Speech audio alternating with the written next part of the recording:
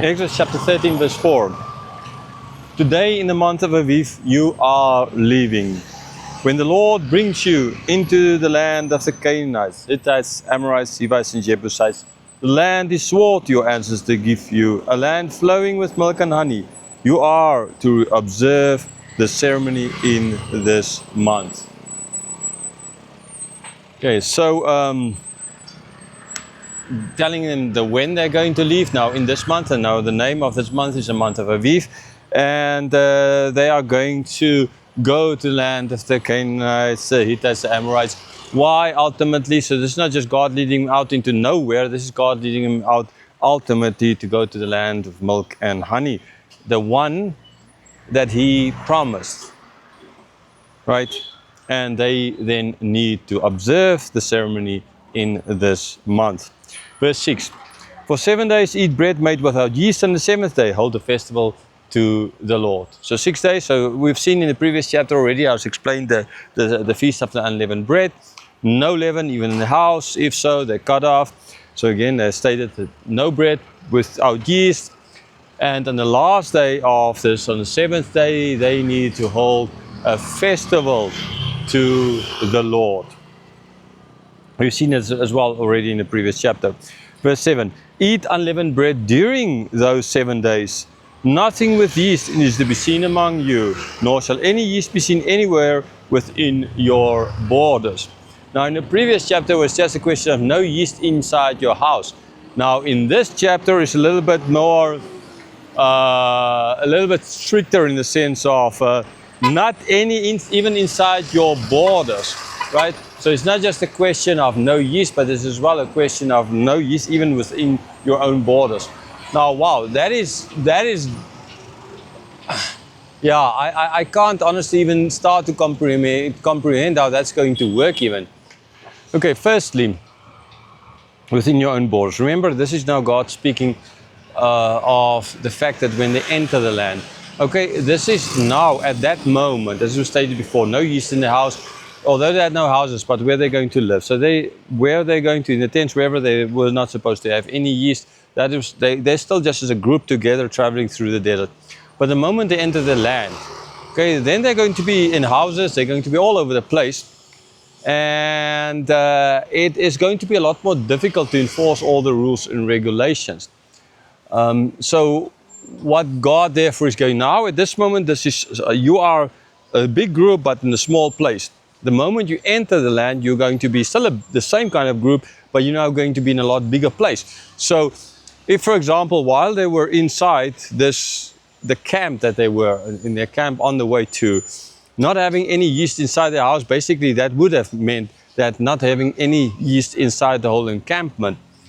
And so in a sense, nothing is really changing. They're not supposed to have any yeast anywhere. But when they get to the land, now they have a wider territory.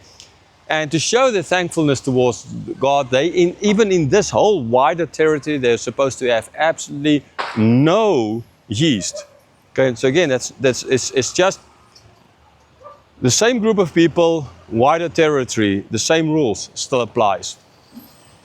Which ultimately kind of makes it, again, to point back towards the seriousness that the focus and the whole of the land, everywhere in the land, needs to be upon God. Now, that's clearly a theocracy, right? Where the whole land, everything, God is their king. And from there, everything is from Him, everything is ruled. And so since this is His territory, this is what they're supposed to do. Verse 8. On that day, tell your son, I do this because of what the Lord did for me when I came out of Egypt. So, sure, a question is going to arise from the children. It's like, why do we need to take all yeast out of the land? Literally. Okay? And then you, when you ask that question, you need to reply to him that this is the reason. Why? Because the Lord did this, brought us out of Egypt. Okay, so what the Lord did for them when He brought us in Egypt, that is now the reason why there ought not to be any yeast. So it points back towards this act of God, not the act of God. To always remind the children as well of God's actions and what God did. Verse 9. This observance will be for you like a sign in your hand and a reminder on your forehead that this law of the Lord is to be on your lips.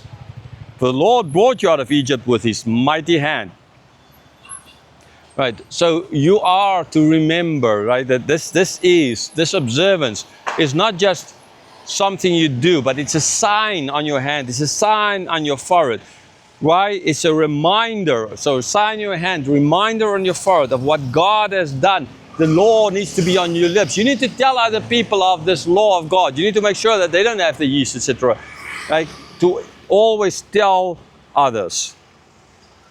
Why? Because the Lord brought us out of Egypt with a mighty hand. I mean, without that, it would not have worked.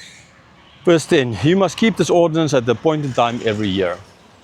So every year, not a once-off, every year, not now, only now, when you enter the promise, your land that I promise you, you need to keep this as an ordinance at the appointed time, as God appointed, every single year.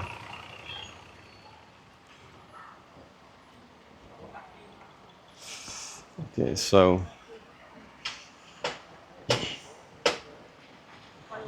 traffic in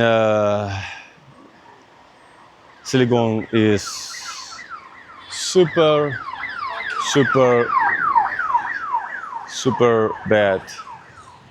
No one is following that ambulance, luckily, but there's cars coming from the front, and that guy is going to around the corner. So, well, I'll see. There will be a stoppage now.